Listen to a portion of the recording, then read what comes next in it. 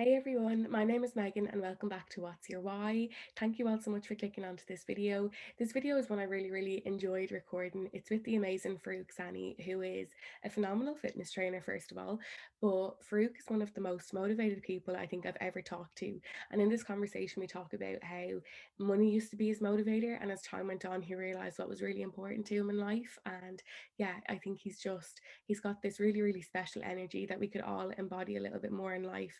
And yeah, I just got a lot of positive vibes from this conversation. So hopefully you all can get that too. My name is Faruq Sanni, 24 years old, just fitness fanatic, if you want to call it that.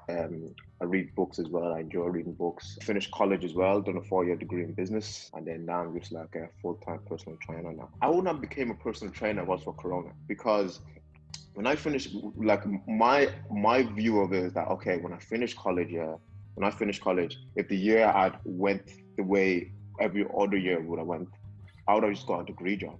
For me, I've always been like a workaholic. I've never really been like, in my house, you don't really see me. Yeah. Like throughout my years in college, I've always worked like 20 hours every week while I'm in college full time. So I never really had any real free time. So when Corona happened, I suddenly had all this free time. I was at home for like a month or two. I've been at home for a month or two since I was probably like 16. It kind of got a bit addictive in a way. Yeah, of me being at home, enjoying free time, enjoying freedom. Yeah, some that a luxury that I didn't have before. So then people started texting me saying, "Oh, are you taking on clients? Are you taking on clients?" So I took on like one or two clients just to test the waters. Yeah, so they were paying me by the week as well. Yeah, so they were paying me. So I was like, "Wow, I'm working 3 days a week with these people." Yeah, that's 1 hours. So that's 3 hours in total. And I was like, wow, the money difference. If I go to work, yeah, I'd have to work 10 hours to make the same money. This value for money is so off. Like, it's so off. I'm gonna start getting pissed off a bit. So then I go to work, and then I go to work, and I just be a zombie because I don't want to be there anymore. It's like, when you know different, because before that I didn't know different. Don't get me wrong, I wasn't happy in the job in the first place. Then I was more, till I was like not more happy.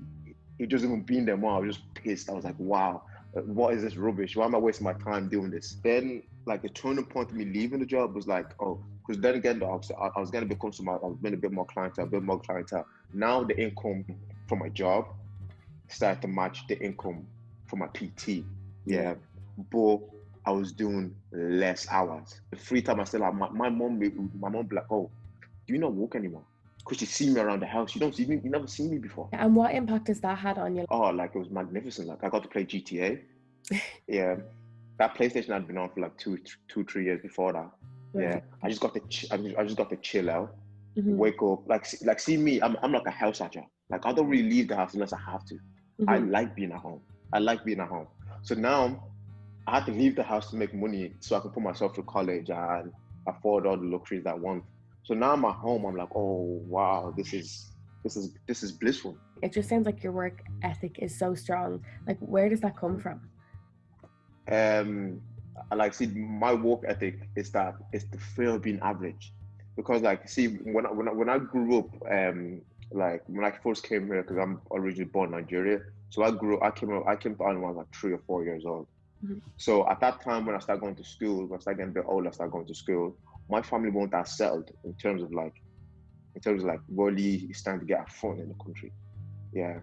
Whereas I go to school, I know my friends in school, they're like generational. Well, like my family's the first generation to be in Europe, whereas all the Irish kids, their family grew up here, so their families are settled. So there's a foundation going behind there. So we didn't really have a foundation. We'll have to build our own foundation. So I used to see all their dads driving nice cars. The kids have nice clothes. Not that I didn't have nice clothes, don't get me wrong. Yeah. But, you know, there's always nicer. There's always just that desire to want more. And then I see them having nice clothes. And then like, obviously there's luxury that we couldn't afford at the time as well. So then I was like, you know what? Yeah. So that like, I was kind of like envious. Like I wasn't jealous. I was just like envious. I was like, wow, I want that too. And I don't want to go through that. So I started telling myself, yeah, when I grow up, yeah, I want it all. I want the car, I want the clothes, and I want money. Yeah, by any means. Like, so the older I get, I was like, right, to get all these things I always said I wanted as a kid, I need to work. I Mm. need to work hard. I need to work hard to make the money to do these things.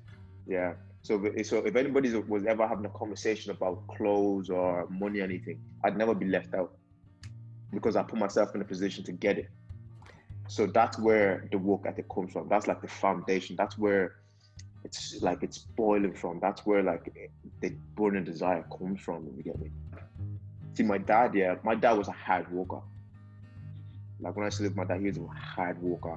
He'd leave the house at 7 o'clock and come back at 9 o'clock. I used to idolize that. I used to think, you know what, yeah, that's something that I like. That's what something that I want to do. I used to tell myself that I'll be the kind of dad where my wife would probably leave me because I'll never be around. But the older I get is that that's wrong. You shouldn't be working that hard. What is the major changes that you've noticed in yourself? I feel like overall as a person, I'm more happy and I'm more optimistic. And I've looked at money differently as well. It's Yeah. that when I was working in my job, I used to hug money. I used to love it. I used to like, you know what? Yeah, when I get this money, no one's getting it. No one's getting it. Like me and you forever till death. Yeah.